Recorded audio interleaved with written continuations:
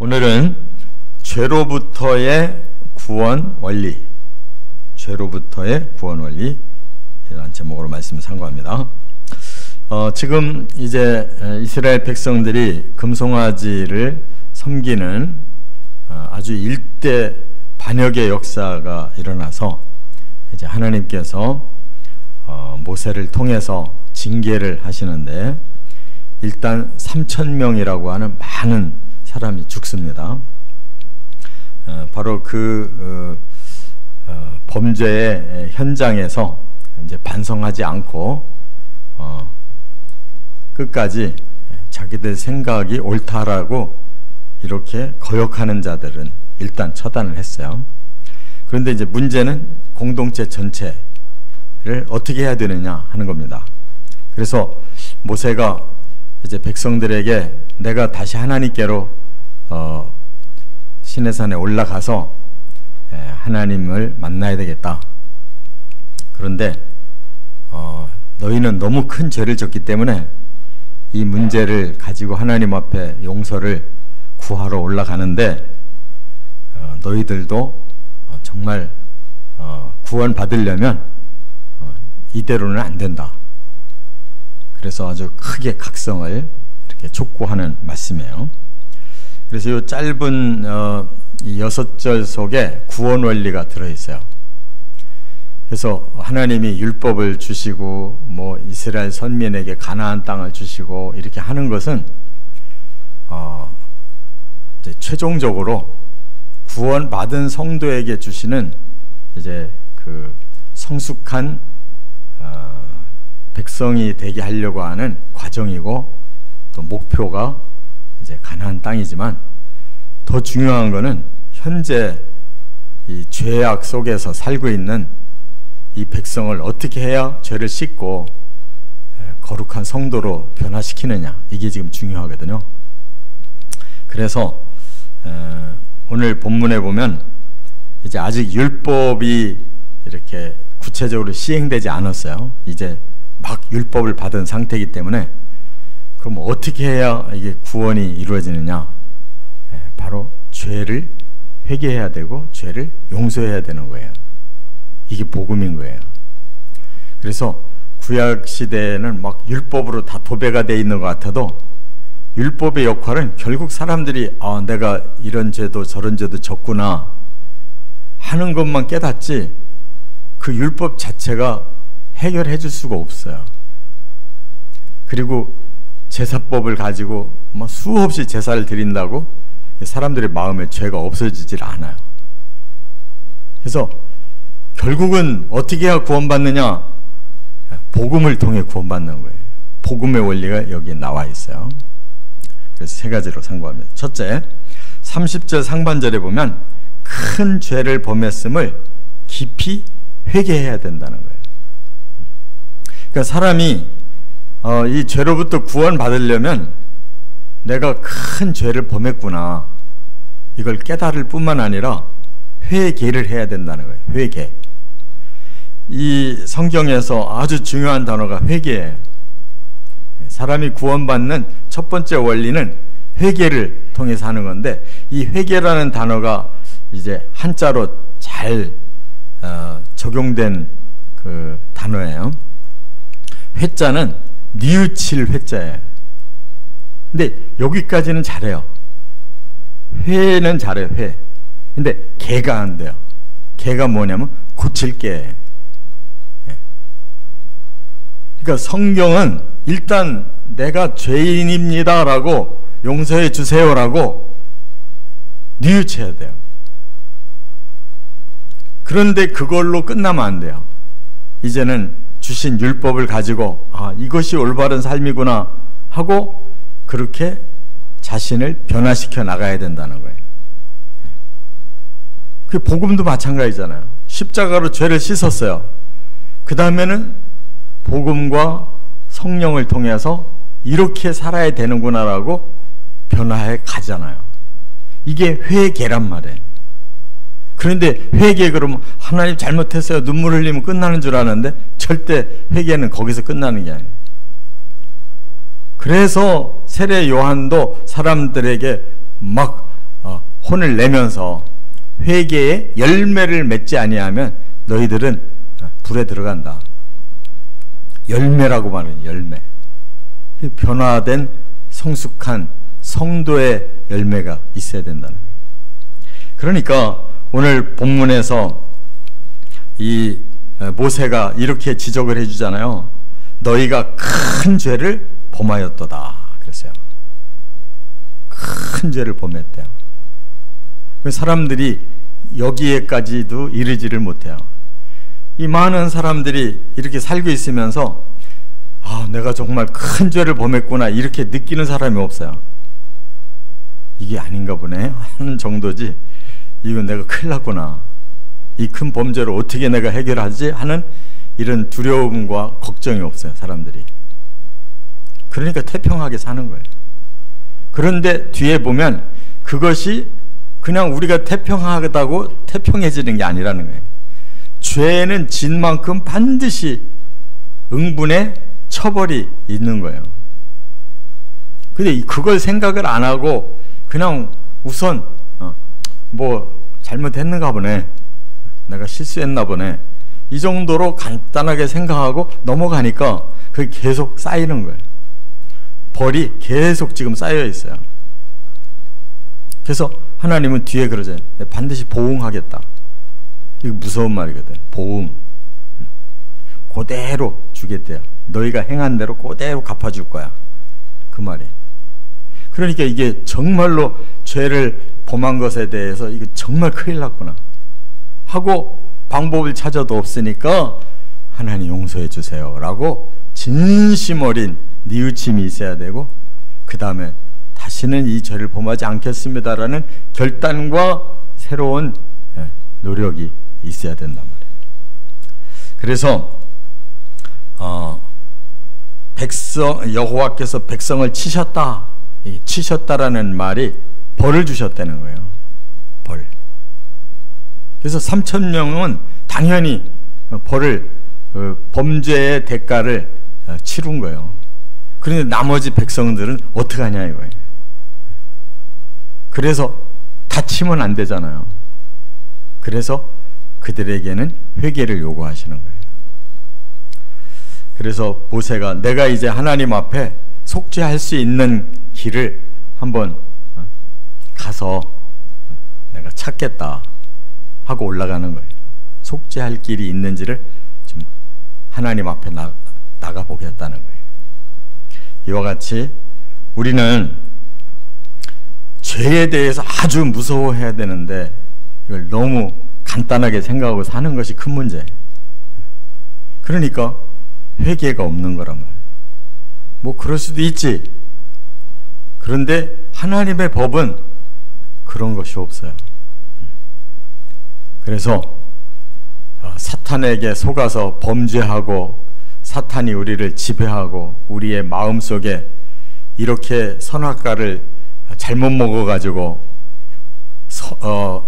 우리가 잘못된 것이 뭔지 선한 게 뭔지는 알지만 그것을 우리 스스로 바르게 살 수가 없으니까 계속 범죄를 저지르는데, 이 범죄에 대해서 두려움을 가지고 진정 회개가 있어야 변화가 온다. 두 번째, 30절 하반절부터 32절에 보면 속죄를 위한 중보자가 있어야 돼요. 지금 백성들은 그들의 심령을 가지고는 구원받기 힘들어요. 그래서 대신 중보자가 나가서 희생제물이 되겠다는 거예요. 그게 바로 모세. 모세가 백성들의 죄를 떠안고 지금 하나님 앞에 가서 하나님 저들을 용서해 주세요. 그렇지 않으면 하나님이 기록한 책에서 제 이름 빼주세요. 그랬어요. 그러니까 자기가 대신 망하고 멸망당하고 하나님이 그 백성들을 저를 보고 용서해 달라는 거예요. 자기가 그들의 모든 죄를 다 짊어지고 자기가 희생되겠다는 거예요. 이 모세는 예수님의 예표예요. 그런데 그러면 모세가 정말로 백성들의 죄를 해결해 줄 수 있느냐? 못해요. 모세도 자기가 죄인인데 자기 죄값으로 죽는 거지 어떻게 남의 죄값으로 대신 죽을 만큼 죄가 없어야 되는데 그렇지 않냐 이거예요. 하나님이 그 모세를 보고 이제 백성들을 용서해 주기는 하지만 모세 자체가 그렇게 완벽하기 때문에 자기는 죄가 없고 백성들의 죄만 떠안고 희생되는 게 아니지만 그냥 그렇게 예표를 삼고 모세를 봐서 용서해 주는 거예요. 그리고 본체이신 예수님은 죄가 없는 하나님이신데 그렇게 사람의 죄값을 희생하시려니까 사람이 되셔서 죄 없는 사람으로 죄인을 대신해서 희생제물이 되니까 용서가 되는 것이단 말이에요. 깨달으시 바랍니다. 왜 하나님이 사람이 되느냐? 뭐 그런 게 있어. 뭐 무슨 뭐 요술을 하냐, 변신하냐, 이렇게 복음을 너무 가치 없게 보는 사람들이 있는데 오죽하면 하나님이 사람을 죄를 용서하려고 대신 공의의 대가를 자신이 대신 치러야 되냐 이 말이에요. 그렇게 하나님은 사랑하면서도 그 법을 지켜서 공의롭게 이 죄 문제를 해결하시는 것이 그게 하나님의 아들이 십자가 지고 죽는 거란 말이에요. 이렇게 속죄에는 반드시 중보자가 있어야 해결되지 사람으로는 안 돼요. 그래서 제사 제도가 바로 대신 죄값을 치르는 짐승을 사용한 거란 말이에요. 짐승이 어떻게 사람의 죄를 해결해 주겠어요? 그러나 하나님이 그렇게 중보의 원리를 사용하시느라고 제사법에 짐승을 대신 희생시켜서 사람의 죄를 씻도록 해준 거다 그 말이에요. 그러니까 항상 모세든지 짐승이든지 바로 예수 그리스도든지 중보자가 있어야 죄는 해결이 될 수가 있다 그 말이에요. 세 번째, 33절부터 35절까지 중요한 거는 하나님의 용서를 받아야 돼요. 그리고 각성함이 있어야 되는 거예요. 이게 약해 사람들이. 정말 하나님 용서했느냐? 그 확신이 있어야 되는 거예요. 그리고 내가 이대로 이렇게 살면 안 되는구나 하고 각성, 자신을 그냥 바꿔야 되는 거예요. 그래서 오늘 본문에서 여기 이제 33절에 아까 제가 말씀드린 대로 여호와께서 모세에게 이르시되 누구든지 내게 범죄하면 내가 내 책에서 그를 지워버리리라. 모세가 자기를 하나님 책에서 지워주세요 그러니까 진짜로 누구든지 죄를 범하면 내 책에서 지워 이렇게 말씀한 거예요. 그럼 여기에 모세가 자유로워요? 모세도 죄인이에요. 40년 전에 자기가 뭔가 의롭게 지도자를 해보겠다고 나섰다가 애굽 사람 죽이고 그게 발각이 되는 바람에 도망가서 지금까지 살았잖아요. 뭐 40년 전 살인사건은 죄 아니에요? 죄인이에요. 지금 하나님이 이제 쓰시기 위해서 그를 중보자로 인정하는 거지 솔직히 하나님의 책에서 누구든지 죄를 범하면 다 지워버리겠다는 것이 공의로운 표현이란 말이에요. 그럼에도 불구하고 34절에 모세에게는 새롭게 가능성을 말씀하셨어요. 뭐라고? 이제 가서 내가 네게 말한 곳으로 백성을 인도하라. 이게 뭐예요? 이제 출발해서 가나안 땅으로 이스라엘 백성들 데리고 가. 이 말은 뭐예요? 용서했다는 거예요. 용서했으니까 데리고 가라는 거예요. 모세가 자격이 있어서 그 죄를 씻어낸 것이 아니에요. 그냥 하나님이 그 모세의 중보를 받아들이고 용서했으니 백성들 데리고 가나안 땅으로 가라 이거예요. 또 내 사자가 내 앞에 가리라. 내 사자 여호와의 사자가 모세 앞서 먼저 행진을 할 거다. 따라가라 그랬어요. 그게 바로 메시아예요. 메시아. 여호와의 사자는 성경에서, 구약 성경에서 계속 나와요. 바로 구원자가 너 앞서서 갈 거야. 따라가. 백성들 데리고 따라가. 그랬어요. 그러니까 하나님의 용서가 있고 바로 우리를 구원시켜 주셨기에 인도하는 구원자가 계신 거예요. 구약 시대에도. 그래서 이스라엘이 가나안 땅까지 들어간 거지, 자기들이 무슨 의로워서 들어간 게 아니에요. 용서해 주시고 그들에게 계속 각성을 하면서 끌고 가신 거예요. 그런데 진짜 각성 안 하면 어떻게 돼요? 여호와의 책에서 지워져 버리는 거예요. 그 사건이 이제 출발했어요. 만 1년 후에 이제 이렇게 율법 받고 출발했다고, 가나안 땅을 향해 출발했어요. 그래서 가나안 접경에 갔을 때 하나님이 너희 백성들이 지도자들을 뽑아가지고 들어가서 정탐을 해봐라 그랬어요. 하나님의 뜻은, 정탐하라는 것은 거기에 희망을 가지라는 뜻이었거든요. 내가 너희에게 약속한 땅이 얼마나 젖과 꿀이 흐르는지 확인해보고 막 정말 뜨거운 마음으로 들어가라, 그 뜻인데, 한 지파마다 두령들을 다 세워서 12명을 보냈더니 10명이 정반대로 해석을 한 거예요. 거기 가니까 젖과 꿀은 흐르는데 장대같이 큰 거인들이 살고 있는데 거기에 비하면 우리는 메뚜기에 불과한데 거기 들어갔다가 다 죽으란 말이냐. 안 돼! 하고 구테타 일으킨 거예요. 그런데 두 사람만 순종했어요. 유다 지파의 갈렙, 에브라임 지파의 여호수아만 순종했어요. 그랬더니 민수기 14장에서 하나님이 그렇게 말씀하잖아요. 너희가 40일 동안 정탐을 했는데 결국 나에게 이렇게 구테타만 일으켰다. 그놈들을 다 죽일 거야. 10명을 죽여요. 그리고 2명만 내가 가나안에 들어가게 할 거야. 그대로 됐어요.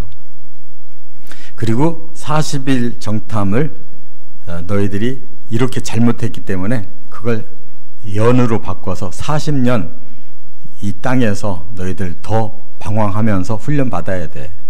이제 들어가면 2년 만에 들어가야 되는데 그들은 38년 연장이 됐다고. 38년을 계속 광야에서 배회하는 동안에 처음 출발한 장년 60만 명 다 죽었단 말이에요. 모세도 죽고 아론도 죽고 미리암도 죽고, 그리고 2명만, 60만 중에서 2명만 살아서 들어갔다고. 나머지는 다 신세대예요. 신세대. 40년 동안 이 미성년자들이 커서 장년이 돼가지고 들어간 거예요. 처음 출발한 9세대는 딱 2사람 들어가고 다 죽었다고. 그건 뭐를 말하는 거냐. 여기 보세요. 내가 보응할 날에는 그들의 죄를 보응하리라. 그러니까 오늘 내가 용서하지만 내일 또 범죄하면 나는 죄의 값대로 줄 수밖에 없어, 그 말이에요. 여러분, 우리가 오늘 십자가의 볼로 구원받았다고 미래가 보장되는 거 아닙니다. 그 말은 뭐냐? 죄를 지면 다시 회개해야 되는 거예요. 다시 좀 더 변화가 와야 되는 거라고. 그렇게 열매를 맺어가지 않고는 안 된다는 거예요. 항상 죄는 현재적이에요. 거기에 대해서 회개가 있어야 되고 변화가 따라야 되는 거예요. 그래서 계속 죄인이 점점 변화되어가는 성화의 과정이 있어야 되는 거예요. 그런데 그것에 합격한 사람 딱 2명이라니까. 여호수아와 갈렙. 그들만 죄를 안 짓고 계속 말씀을 따라간 거예요. 그래서 보응이라는 말이 중요한 거예요. 보응. 60만 명이 다 죽었잖아요. 죄값을 그대로 보응하셨다니까. 이와 같이 우리는 너무 구원을 쉽게 여기면 안 돼요. 복음은 회개하면 용서하는 게 복음인데 반드시 뉘우칠 뿐만 아니라 다시는 그 죄를 반복하지 않겠습니다라는 결단이 필요하고 최선을 다해서 그 순종하는 삶의 변화의 과정이 꼭 필요한 거란 말이에요. 이게 없어요, 그리스도인들에게. 아우, 나 용서받아서. 미래까지 용서받은 게 아니에요. 오늘, 지금까지를 용서받은 거예요. 그래서 아직 보응은 얼마든지 남아있는 거예요. 왜? 내가 또 죄지면 그 죄의 값을 또 치러야 된다는 거예요. 그렇기 때문에 하나님께서 이 원리를 주신 것은 복음을 사람들이 너무 가볍게 여기는 거예요. 예수 믿어? 아, 됐어 그러면. 되긴 뭐가 돼. 예수님이 너희가 내 제자가 되려면 너 자신을 부인해야 돼. 그리고 너에게 주어진 십자가를 너도 지고 내 뒤를 같이 따라와야 돼. 그랬지. 언제? 다 됐어. 괜찮아. 이런 적이 언제 있냐고, 예수님이. 그러니까 우리는 현재 용서받은 오늘의 현장만 생각하면 안 된다는 거예요. 계속 우리 앞에 죄가 다가오고 그 죄를 짓지 않도록 하는 것이 필요하고, 만약 졌다면 진실된 뉘우침과 변화에 대한 약속과 그리고 그 과정을 우리가 밟아가야 되는 거예요. 천국이 그래 아무나 그냥 싸구려로 들어갈 곳이 아니라는 거예요. 정말 그것만 해도 얼마나 복음인지 몰라요. 회개하면 죄가 사해진다는 것이 얼마나 큰 하나님의 은혜인지 몰라요. 용서받기 힘든 거예요. 그런데 하나님이 용서해 주시는 거예요. 이렇게 중보자를 통해서. 그것이 우리에게 주신 구원의 원리란 말이에요. 꼭 기억하시고 회개의 삶을 꼭 살아가시길 주의 이름으로 축원합니다.